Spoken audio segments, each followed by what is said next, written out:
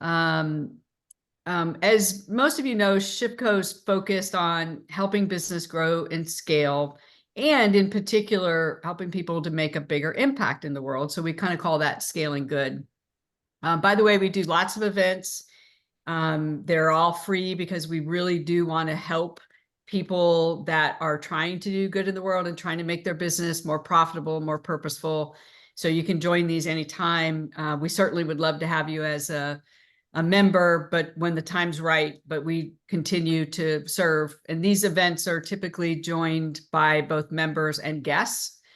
The one I want to really feature today is I've developed a methodology that I'm calling the success switch, and it's a way to flip your brain. So if you get a chance to sign up for that one, that will be good. That's me taking a couple of things that I've been doing for a while, and I've got some new pieces that I've put together, and I'm branding it the success switch. And then also once a month, we do what we call Meet the Experts. So you get to meet our mentors and coaches and ask them questions. And there's a different topic every month. So you can join any of the events. There's typically 2 to 3 every single month. We're here to serve you. My background, just real quickly, I had helped take a company public in 1999, which was quite cool to go on the NASDAQ and have that experience. Then I started and sold another business. And then I had this crazy idea that I wanted to make a difference and make money. And I just thought there has to be a way to do that. So I built a purposeful Shark Tank, which is Share on Purpose. And we invest in conscious brands. Like, this is a zero waste makeup product. We invest in sustainable clothing, solar, that type of stuff. So that's the Speculator. And then the Cultivator are businesses that we create ourselves.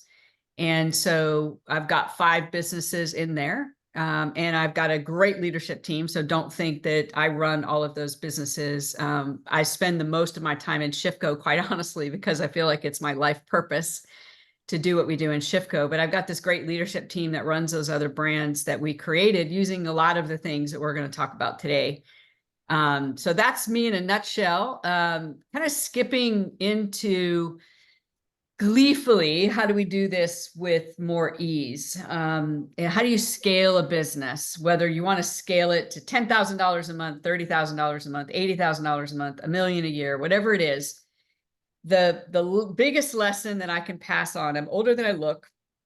So I've been doing business for close to 40 years, believe it or not. Again, the gray hairs aren't quite showing yet. And I've been a conscious entrepreneur in the making for 25, and aware of this conscious entrepreneurship, had multiple companies bought, sold, exited, helped others. But this breakthrough that I had about 12 years ago was, business can get very complicated, and it gets complicated because we think there's a special way to do it. And, this company has that way, and this person is saying that way, and everybody's trying to say they've got the IP that makes it work. And although sometimes there's some truth to that, what gets lost is business really is very simple if you break it down, which is what we're going to do today. We're going to break it down to its simplest element. And then we're going to look at methods from those simple elements. And to do that, I want to use the legacy of a rock climber. So I'm not in the best physical shape anymore, being almost 60. And as much as I work out, I don't have the same skills that I used to have. And so if I wanted to climb a rock and I'm standing there, I remember going to Sedona and I want to go on those trails and, climb those trails or climb an actual rock, and you're standing there and you're looking at it, it just looks daunting. So the first thing I want to talk about is the ease is perspective. What you're looking at is what's daunting, and you're looking at all of the things that aren't working. You're looking at the challenges. I got to manage cash flow and resources and time and cash flow and new clients and existing clients. And you're looking at the work. And when you're looking at the work, it looks like this mound, and it doesn't feel easy. It doesn't feel simple. So one of the first things is we have to just step back. And that's probably one of the greatest gifts that I got from Business Simple is let me just step back and not focus on the mound of things. But what is the first step? What is the next step? And what Business Simple does is it gives you a roadmap to know what that next step is. And by the way, building a business it's always going to feel hard. And I've done it multiple times. And in our portfolio, we've got 5 companies. I've got 3 more that are in what we call the incubator, which is like we're cultivating these ideas. We've got a virtual reality product and an app. And so I've got all these things and it can feel hard. But the part that feels hard is you're looking at the mountain rather than the way a rock climber doesn't look at the mountain. What a rock climber does is say, okay, I see the mountain and I see myself on top of the mountain, but what I'm looking for is what's the crevice that I'm going to stick my hand in? And then what's the foothold that I'm going to put my foot in? And then when I've got my hand there and my foot up, and now I've taken that first step, I get comfortable with that first step. And then I look for the next step. And they don't focus on the height or the width or the monumentous aspect of whatever rock they're climbing. They just focus on that next step. So that's what I'm going to help you with today. So if you take this concept of Business Simple and you break a business, any business down to its most simple element, it's supply and demand. So don't look at the mountain, right? Don't look at all the things you have to do. Just basically begin to break things down into demand and supply. Now, the tricky part is the fulcrum is that orange bar. It's like the seesaw. So if you know anything about seesaw, the fulcrum is that little piece of metal that holds the seesaw in place. And it is the strongest piece of the seesaw by far. It's not the bars that hold it up. It's the fulcrum, because all of the pressure is on the fulcrum. So what's happening is when it doesn't feel easy, it's because you're feeling the pressure of the fulcrum. And then you start focusing on the pressure of the fulcrum and you take your eye off of what's the next step for demand, what's the next step for supply. So fulcrum is the pressure point between 2 opposing forces in your seesaw, in your business. Demand, of course, is the business revenue. We never feel like we have enough revenue until we have too much revenue, right? And then we have too much revenue and then I don't have enough time or I don't have enough resources. And then it feels like I don't have enough time or I don't have enough resources because we're focusing on the mountain. So this kind of holding that space of just what is the next step in demand? What is the next step in supply? And know that that pressure is there on purpose. It's part of the package that you signed up for. Supply, of course, is how you service the revenue through inventory or service capacity. That could also mean, a virtual admin, accounting person, somebody that joins the team to help you do things, somebody to help you build the technology. But whatever you do, I want you to begin to look at the mountain and just break it down into demand and supply. And then the first tip that I'm going to give you is we're going to prioritize what is the one thing that's going to help me with demand? What is the one thing that's going to help me with supply? We're not going to worry about the whole mountain. We're just going to break it into that simple element.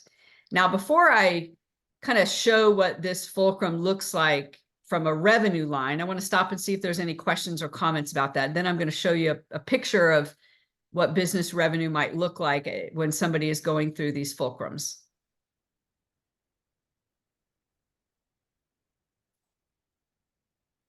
Everybody good? All right, I'll keep moving. Good. All right, so the first fulcrum, it happens 0 to 10K. And if your business is under 10K, this is what your revenue line has looked like. And might have even been more than 1 year. And so, got all the work. Oh, wow, I'm so busy doing the work. I don't have time to network. I don't have time to grow the business. And then all of a sudden, I was like, oh, I don't have any work. Oh, go get the work. And so there's this get the work, do the work, get the work, do the work, get the work, do the work. And it just feels like there's not enough time to work on the business, much less grow it. And you feel like you can't get out of this. It feels like a treadmill and you're on this treadmill. It feels like Groundhog Day. What I want to assure you is if you just stop looking at the mountain and start breaking things down and prioritizing demand and supply, you can indeed get past this first fulcrum. So if that is you, I've been there, I've done that. Even as well as I know Business Simple, every business that we have goes through the same fulcrum. This is the first fulcrum. There's going to be 3. And it is part of the package. Even when you know all the things to do, even when you've done it before, you're still going to experience this first fulcrum. The second fulcrum, I like to show these together, is in contrast. So the second fulcrum tends to happen 10 to 30K a month. And so that's the green line. So what's frustrating about this is you think it's going, oh, it's working. Yeah, breaking through the fulcrum. And then it's like you hit a wall, and then you have this loop, and something happens, the revenue goes down, something breaks, and then you're like, and it's really frustrating, and you fix it and you get it on track. It's like, here we go again. And then boom, happens again. And here we go again, boom.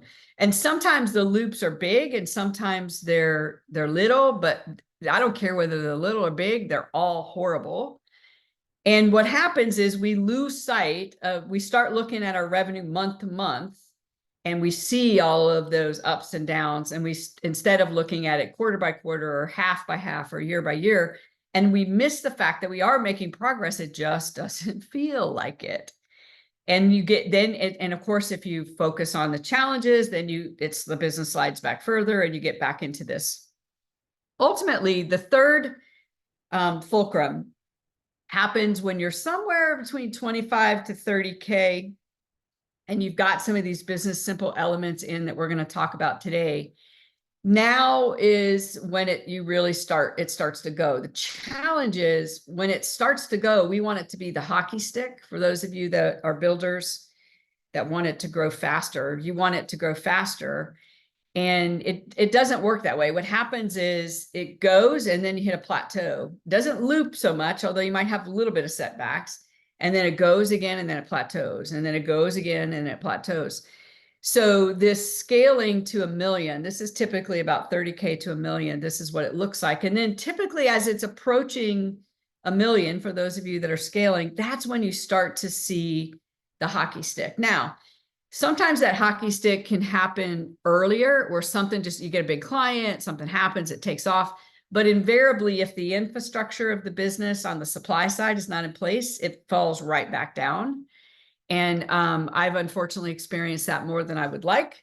And the challenge and why the perspective is so important in Business Simple is we tend to focus on what's not working, what went wrong, why me, what's wrong with me, why don't I know how to do this? Instead of realizing that this is a natural part of building a business. Every business I've ever started, I've coached thousands and thousands of people. They all go through these same 3 phases, so you're not alone. I'm going to stop, do questions or comments, and then I'm going to talk about the 3 fulcrums in detail. So any questions or comments, anybody want to admit to experiencing this and share anything before we talk about a little more detail about these 3 fulcrums?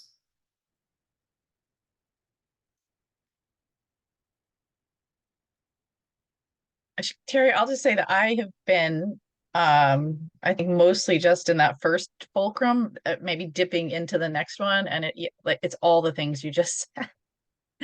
Yeah, and the Groundhog Day and the self-doubt, that comes along with that. Like, why am I here again? Haven't I figured this out? So it's just really like validating to hear that that's a part of the process. And the self-doubt is what makes the fulcrum and the mountain bigger, right? So the second guessing yourself and judging yourself makes the mountain bigger. And that's one of the things I want you to walk away with. This is normal. And again, I'm almost 60. I've had 40 years in business, 25 as an entrepreneur, 15 investing and coaching entrepreneurs. Every single business goes through this, no matter how much money they have. No matter how smart they are, including the ones that we start. So you should feel validated. Now let's talk about what to do about it. So to give you some context for this, ShiftCo is based on a methodology that I created called the Conscious Business Growth Platform. We use it in our portfolio. We use it in all of our investments. And about 5 years ago, some of my clients asked me to take this out and turn it into a business growth community. Hence, ShiftCo exists because of that.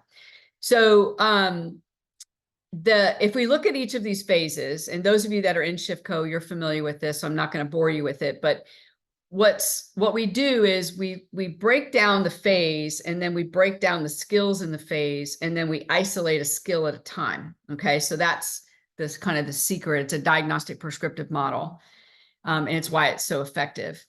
So I'm going to just focus on the first 3 phases for these fulcrums, because the things after you get in evolve, grow, and scale are minor, but these first 3 fulcrums are major.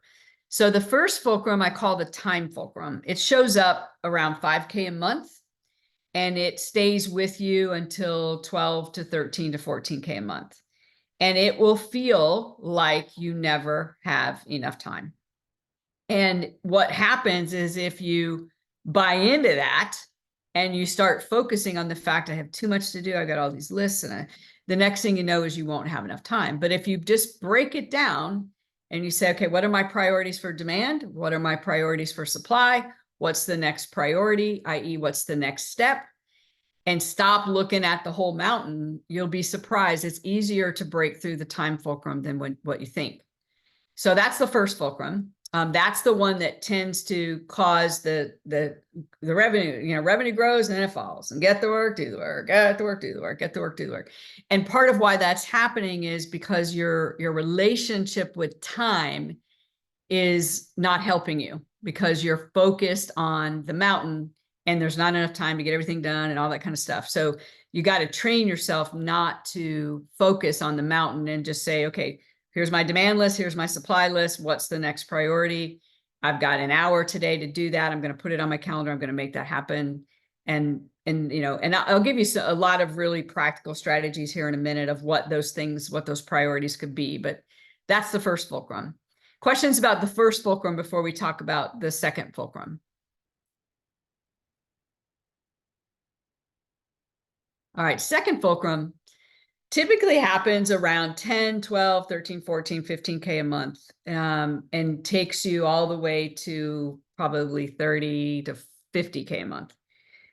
The resource fulcrum is, I don't even know who to outsource to. I don't know when to outsource. I don't know where to find the people to outsource to. When I do outsource, they don't do what I need them to do. I don't know how to get them to do what I need to do. And then time happens again. We get focused back on time. I don't have the time to outsource the things I need to do. I don't have the resources. I don't have the cash, right? So what happens in the resource fulcrum is we start looking at the absence of resources. So if we break it down, we're looking at the mountain and we're looking at the resources we don't have, rather than, okay, what's the fix, right? So demand, what resource do I need in demand? Supply, what resource do I need in supply? All right, now I've nailed that down of what I need. Where do I find them? Tap into the ShiftCo community, tap into your friends, try it. The challenge with the resource fulcrum is the vast majority of things that you try don't work. And again, we're 4 years into ShiftCo, and a lot of the things we tried those first couple of years, ShiftCo's about to go into build. A lot of those things that we tried didn't work, and broke, and that didn't work, and that didn't work, and people didn't like this, and that happened. So again, it's normal to feel that way. Third fulcrum is called the leadership fulcrum. The leadership fulcrum shows up 30, 40, 50K a month and takes you all the way to 2 million. And the leadership fulcrum is what's the leadership team that I need in order to scale the business? And then once you've cracked that, and we try to help our members get through all 3 fulcrums if they want to scale to 1 million and beyond. We try to help them get through all 3 fulcrums by the time they're 1 million, so that 1 to 2 is fun, 2 to 5 is a blast, and 5 to 10 is a blast. But boy, these 3 fulcrums, it feels like a beating, because we're focused on the mountain rather than just breaking it down into these simple elements and knowing that you can get there. So in the next section, we're going to go through some strategies on how to do it. But I want to first just stop anybody that's recognizing where you are, where you've been, much like Jennifer was kind enough to share. I'd love for you to share what you're experiencing. I'm definitely in the time fulcrum right now. Okay. And like, you know, doing that, like, don't panic, but okay, do I get an assistant? Well, then I'm gonna have to train the assistant. Like, I'm gonna have to double do everything, you know, definitely. That's where I'm at. And so that all of that you talked about that I heard becomes resistance, where you're looking at the mountain rather than I'm going to hire an assistant and it's going to be X amount of hours and I'm going to block X amount of time and I'm going to just baby feed that assistant little pieces until they can run, right? But instead we're looking at the whole enchilada and then we don't take the step that we need, and then we have the get that dip in revenue again, and then I can't afford the assistant, right? And you get stuck in that ground. Yeah. Anybody else want to comment?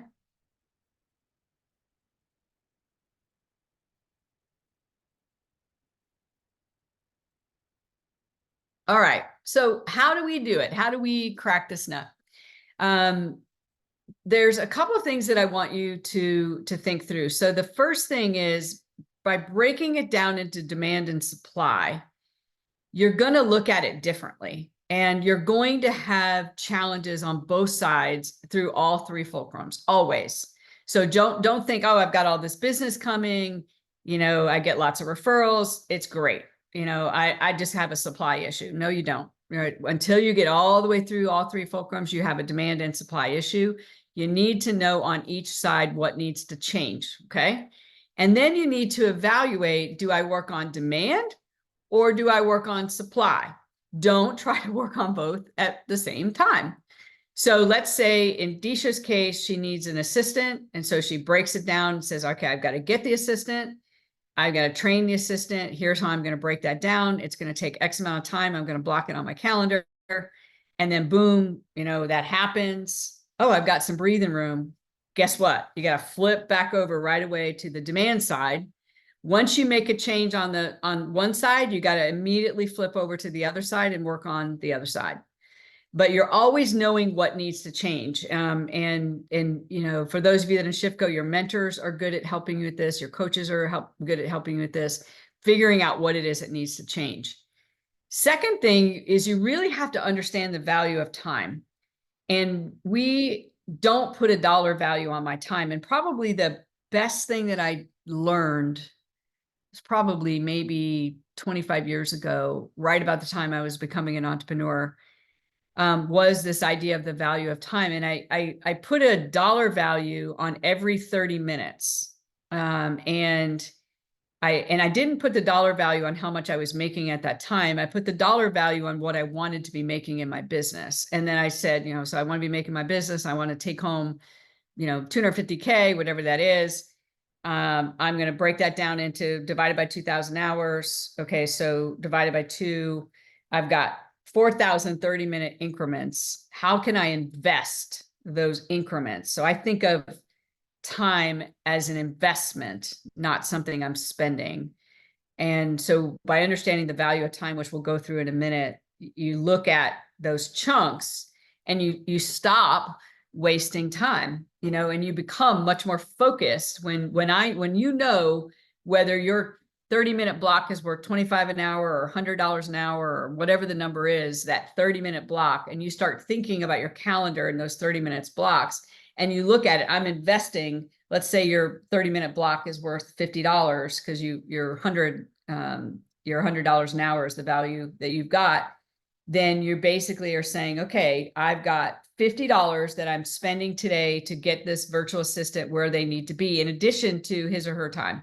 That's an investment of $50 in growing my business. Now I'm over here and I'm working on the demand side, and I realize I've got to do some demand generation, and I'm working on how do we grow revenue. And I know I need to make some social posts. And so I block 3 30-minute blocks in the week to create my social posts. So somebody can post them.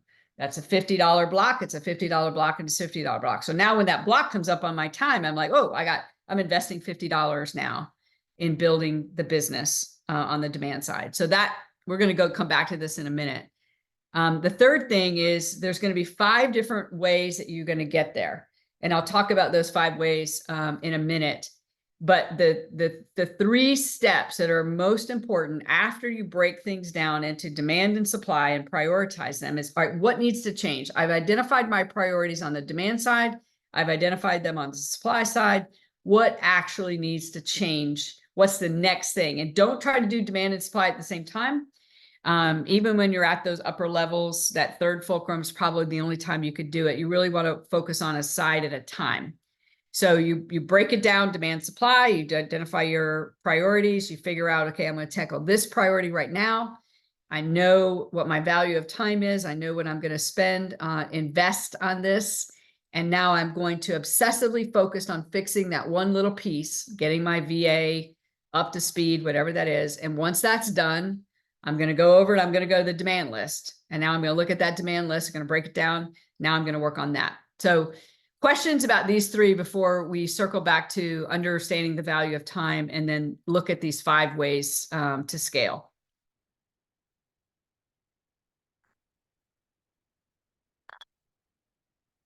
Okay, so value of time.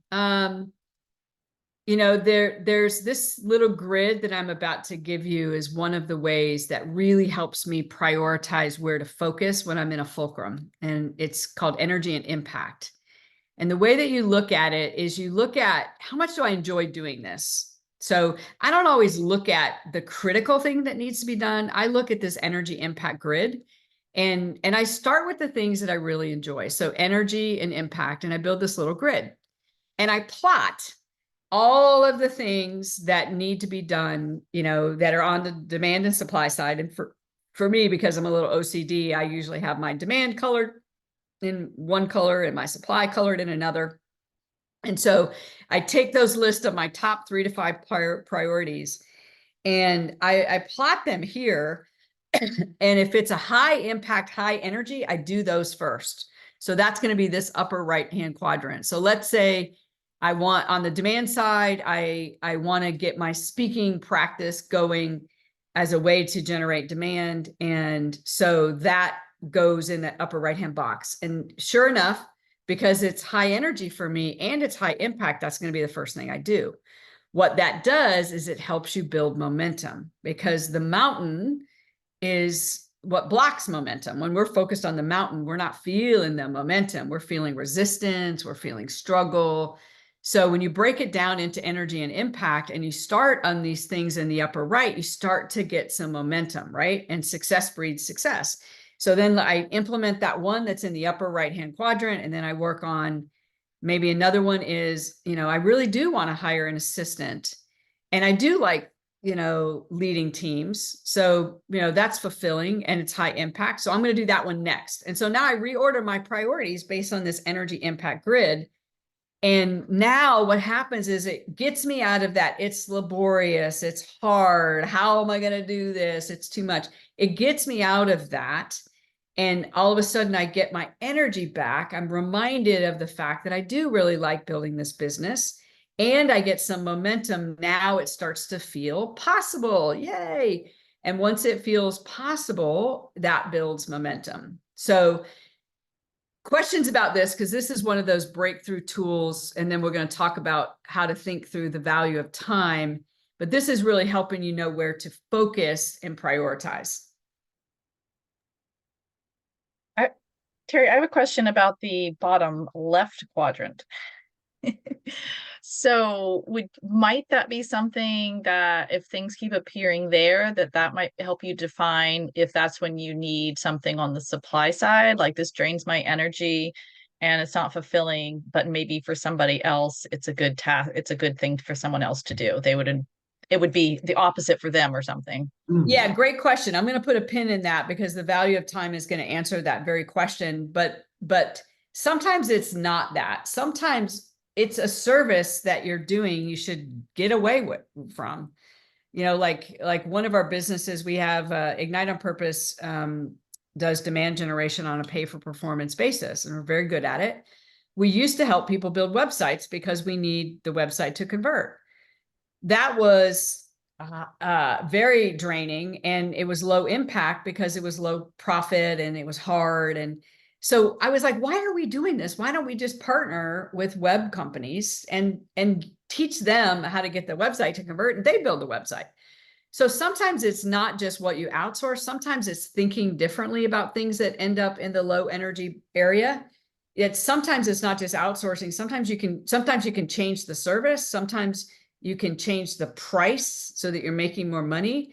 Sometimes you can develop a partner strategy to get somebody else to do it. And sometimes you cut the service altogether. Does that make sense? It does. When you said develop a partner strategy, I just did that. And I realized that I don't like doing benefits administration, and I just partnered with another HR consultant who does, and she loves it. So yeah, thanks. That really helps illustrate that.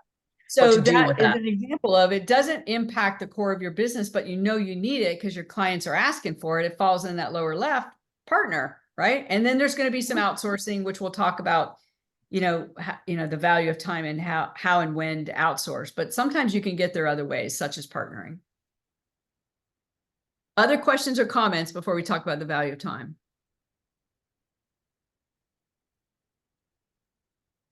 All right, so this is a super helpful tool. This will help you know what to focus on when you break them into supply and demand, and you think you know what the priorities are. Run them through this little filter.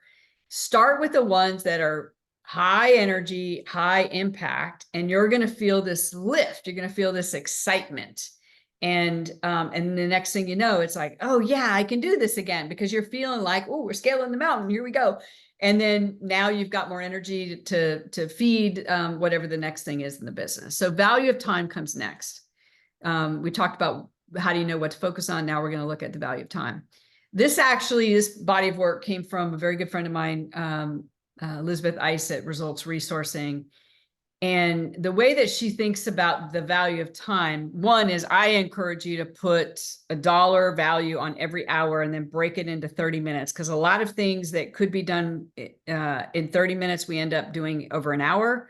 And that, that's one of the best things I do for myself, is I know what every 30 minutes is worth. And if somebody thinks it needs to be an hour meeting and I think I can do it in 30 minutes, I'm going to get it down to 30 minutes because of the value of time. And then I can use my next block for something else. So what Elizabeth Ice said is, look at what work your client will pay for, and then what's the support work they won't pay for. And then you can actually calculate that. You can say, all right, how many hours per week are you billable or building product if you're selling product? And what does that generate in terms of revenue? And then on the support work side, this is going to be accounting, email, admin, sending invoices, collections, doing social media, process work, setting up a system. If they're not paying you for that, what would it actually, how many hours are you spending? And then what is that costing you in time, right? So look at the actual cost of your time. And then you want to look for things that are high ROI work. So after you go through that exercise we went through before, and you're now thinking about what comes next, this is really helpful. And then now that low ROI, all of those things that are in the I don't really enjoy them bucket, if they are support work and they're not actually delivering work for clients, that might be better to outsource. So you're now bringing the value of time in that grid together, and you're evaluating which of these things I'm not being paid for now. And if I'm not being paid for them and they are something I don't really enjoy and it's low ROI work, you're spending more money of your time. Let me say this again. You are spending more money of your time doing this low ROI work. What you should be doing is outsourcing anything that's not going to give you high impact, high energy, particularly if it's support work your client is not going to pay you for. Questions about that before we go to what I call the 5 Ps?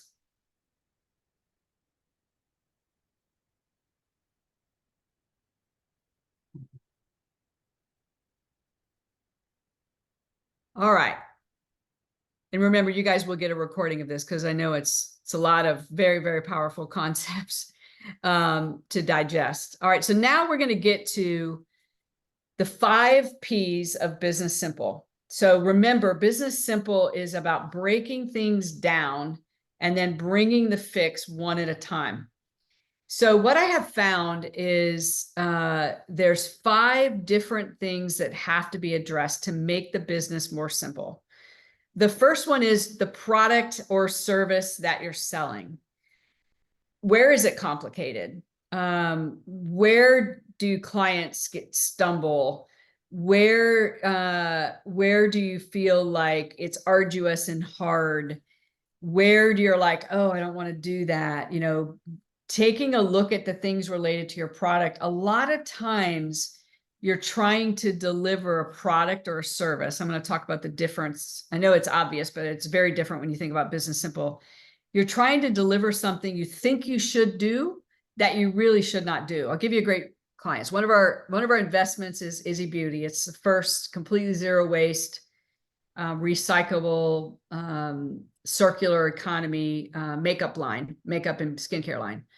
And we're doing this right now where they've got all these different SKUs, and a lot of these SKUs aren't selling anymore. And the CEO said, we need to promote those SKUs. I said, well, wait a minute. Before we promote those SKUs, do our clients even want these? Well, you know, we created them and blah, blah, blah. I understand why you created them, but did the clients actually want them? And sure enough, we had 5 SKUs that we were looking at. Sure enough, one of the SKUs, we advertised it, we promoted it, we discounted it. Clients didn't want to buy it. I'm like, get rid of that thing. It's gone out the door. Recycle it, right? And we're going to take the steel back and put it into another product. On the services side, we do this in all of our businesses. I told you the one about Ignite on Purpose. We do it in ShiftCo. We look at every offering we do in ShiftCo. For example, one of the offerings that when we first started, we had these things called happy hours. And it was right after ShiftCo started, right as COVID was happening, and everybody was pivoting from live events to virtual. So the happy hours, we had one a day, and our members ran them. They were wonderful. They made everybody feel really good. And then people stopped attending them, and they got smaller and smaller and smaller. And some people wanted to hang on to the happy hours. And I'm like, guys, if people aren't attending if they're not attending the happy hours, we got to get away. It's wasting time, right? It's not a good investment. It's not helping our members. If they're not attending, it's not helping. So you have to really kind of be almost ruthless with yourself and look at what you're offering. Are clients buying it? Do they value it, right? If you raise the price, would they still buy it? Do you enjoy it? Is it part of your core? Is there another way to get there? And it takes this ruthless self-assessment to look at the offering. Happy hours were life-saving at the beginning of COVID. They absolutely were, Kim. They absolutely were. But that was a tough call, right? So Kim's a co-founder, and she remembers, it was a tough call because they really got us all through COVID, but then people stopped attending them, right? So you gotta have this very objective view. Are the things we're investing time and resources in, are they being valued by the clients? In-person meetings right now, they're really hard to get people to come to in-person meetings. So do we really need to be doing that, right? So you have to constantly ask yourself these questions about your product offering, and you got to be ruthless about it. Now, if you love doing it, there are some things I love to do that I know people don't value, but I'm going to keep doing them because I love doing them. That's not what I'm talking about. What I'm talking about is, are we investing our time in things that are going to create value? So that's number 1. And most of the time people jump to number 2 and they want to just hire somebody to do that. I'm just going to hire somebody to do that. I'm going to outsource this. I'm going to put a system in place. And what I would encourage you to do is, before you look at people and resources, really take an objective view of your product offering, and really almost at like a SKU level, like a manufacturing company would do. Just look at everything that you're doing and saying, is this valuable? And go back to that grid even, and you can even post it on that grid and really reevaluate the services that you're providing. Before we talk about people and resources, any questions on that?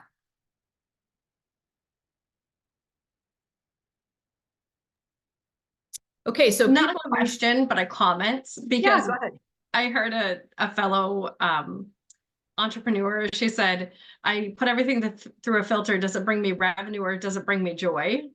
And I was like, oh yes, I'm adopting that one.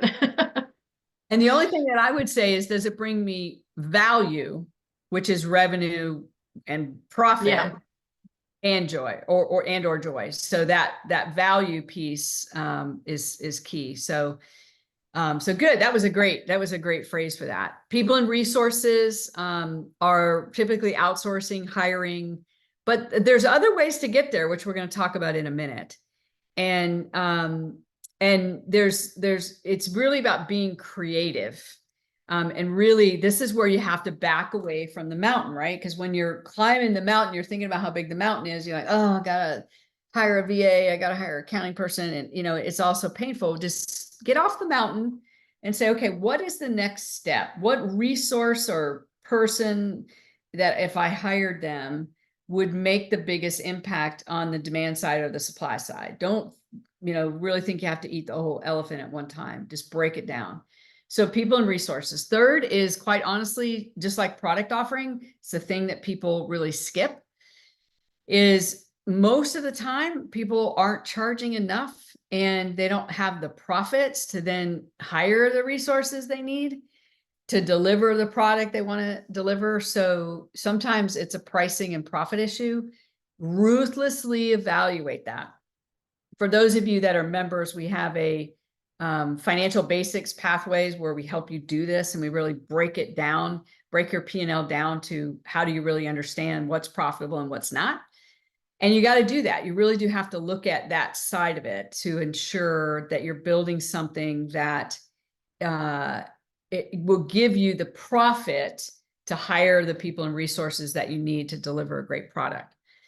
Tools, process, and technology. A lot of times people jump there. I'm just going to implement a system. I'm going to put in a CRM. I'm going to go get Monday.com or some other, I could go through the list of systems. If you haven't thought through product offering, people and resources, and pricing and profits, developing a system can actually make it worse because you will make it more complicated. I made this mistake more than once. You'll make it more complicated if you haven't thought through those other things. And then, of course, the fifth one is partnership models. 9 times out of 10, you can get rid of a product offering and partner with somebody to do it. I'm always looking at partnership models, always. The challenge with partnership models is you really have to have the right partners, and that is harder than you might think. You really do have to think through how you're going to market with partners and what you should be going to market for with partners. Going back to that energy impact grid, typically things that are in the lower left-hand box, or even sometimes the lower right-hand box, those are typically great things to find partners for. Just know that it's still not easy. Partnerships are not easy. They do require effort. Much like we've been talking about, don't look at the mountain, right? Oh God, this partner thing is not, it's hard. And, and then you get all focused on what's challenging about it. Just go, what's the next step? Is it finding the right partners? Is it enrolling them and getting them bought in? Is it developing a mechanism by which we can be successful together? Is it incentives? So don't think of all the things that are wrong with what's happening with partners. Just basically break it down and say, okay, what's the thing that I could do? One thing that I could do to make the partnership be more effective. So what you're doing at any given point through these 3 fulcrums, in addition to figuring out what to focus on, so let me go back to that list because it all ties back to that list, determining what needs to change, you're going to use the energy impact grid for that. So you're going to break it in supply and demand. You're going to start with some priorities, and then you're going to plot them. Second is you're really going to be understanding the value of time, and you're going to start calculating what's an hour of your time worth for the money you want to make, not the money you're making today, because no entrepreneur until the business is well into the multi-million is making the money that they want to make. So what's every hour worth? Break it into 30 minutes increments, cut it in half, and start thinking about every 30 minutes, how am I going to invest it in either demand or supply? And then as you're doing that, you're thinking about, I should be outsourcing this, or should this be a partner? That's where you get into these 5 Ps, the ways to get there. Now, there's one more thing that I want to talk about that's critical in how you balance the fulcrum, but I want to stop and see if there's any questions so far about the 5 Ps.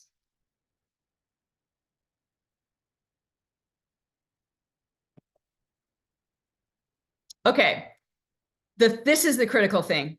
Most of the 5 Ps are on the supply side, not all of them, because sometimes they do affect the demand side, but this is my secret to my success. When I address the fulcrum with these things that we've just talked about, the energy impact grid, the value of time, and the 5 Ps, all of a sudden I feel, oh my gosh, I've got some time. Woo. Yeah, I've just hired this person. I've just implemented this resource. Ah.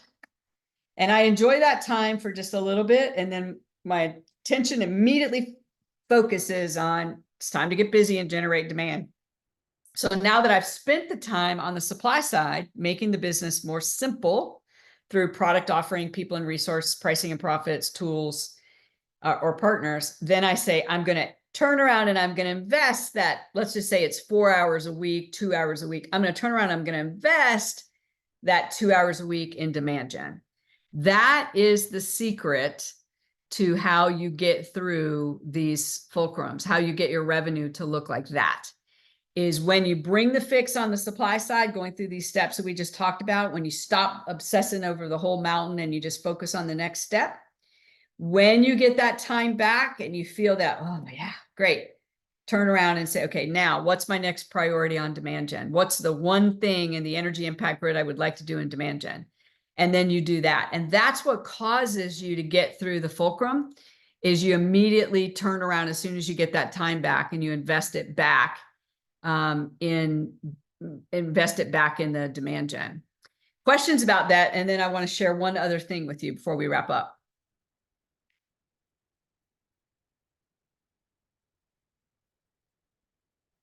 You guys are quiet today. Okay, so the last thing that I want to share is how We're we all work. on mute. Oh, I didn't give We're you not enough time, making- right? Yeah. So questions about that? Okay. I don't think so. One of the things that there's a couple of things that we're most proud of. One is 84.9% of our members double their revenue typically in a year. And where I lose sleep every night is the around 15% that haven't. I'm always thinking of new ways to help them scale their business. Okay. And I say that because and our member retention rate is almost 98.5% each month. When members asked if they would refer ShiftCo on a scale of 1 to 10, they said 9.4. So we're really proud of that. But here's why, is we use a diagnostic prescriptive model, and that's the secret. So we help you do this isolation. We look at your phase, we go through something called the map. We help you really think through what is that one thing that you're going to work on. And then you get into what's called pathway coaching, and we start working on that. So the reason why I want to say that is those of you that are members, if you finish one of your pathways and you're feeling this Business Simple thing speak to you, we have a Business Simple pathway that launches in March. I think it's like the 3rd week of March. So you would circle back to your mentor and say, hey, I sat on the Business Simple event and I've just finished whatever pathway I'm in. I think I'm ready for Business Simple. They'll talk it through it and then they'll prescribe. If you're not a member and this teaching today helped you, I would encourage you to join us, and you can join that pathway that's starting in a couple of weeks. And we're going to literally take these 5 ways. And I'm the coach on this. I'm personally going to be helping you break them down so that you can bring the fix for those. So that's basically how ShiftCo works. The Business Simple pathway is incredibly powerful. It is very different than the other pathways. It's much more tactical. The lessons are a lot more coaching and not teaching. And we're literally collaborating together on each of those 5 Ps. So if that resonates with you, work with your mentor to get plugged in. And for those of you that are guests, feel free to, we'd love to have you when it's time And if this spoke to you, join and you'll get in that pathway. I also want to remind everybody of these 2 upcoming events. The Success Switch is really powerful for shifting your mind.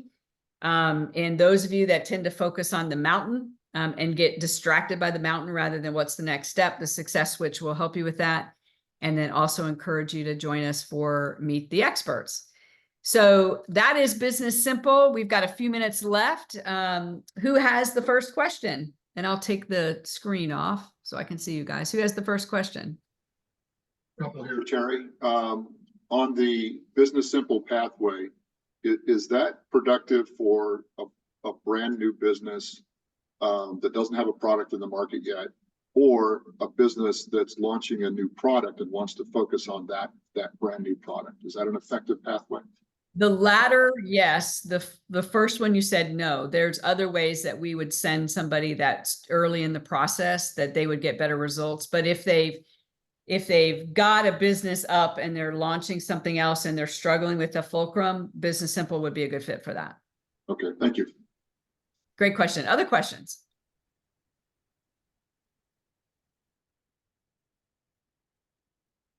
So Terry, back to the energy and impact grid. Yep. So just because something is highly impactful and highly fulfilling to you doesn't necessarily mean you need to do it, correct? It all comes down to the time value of money. Yep. Bingo. But it's kind of like it helps you with the prioritization. So it'll be like, because let's say I'm going to outsource it, but it really jazzes me the fact that we're addressing this, that's still going to fulfill you even though you're outsourcing it. So you're going to go through these 3 decisions, determining what needs to change. You're going to use the energy impact, and that may or may not be you doing it. But even if you outsource it, it's exciting, like building a new website. Maybe that's one of the things, like, I need a new website, but you're not going to build it. You're going to outsource it. But the fact that we're building a new website excites me because I know it's important. Does that make sense? Yes, and it gets done. And then it's done and you're like, yay, cross it off the list, right? And we focused on it. Right. Very, very powerful observation. Great question. Other questions? That was fabulous, Phil.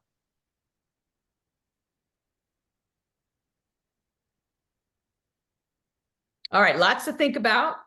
I'm going to end with where I started, and I'm going to end with a story. My grandfather was a very, very influential person in my life. And he had this phrase, and I won't go through the whole story because time's almost up, but his phrase was, you get what you focus on.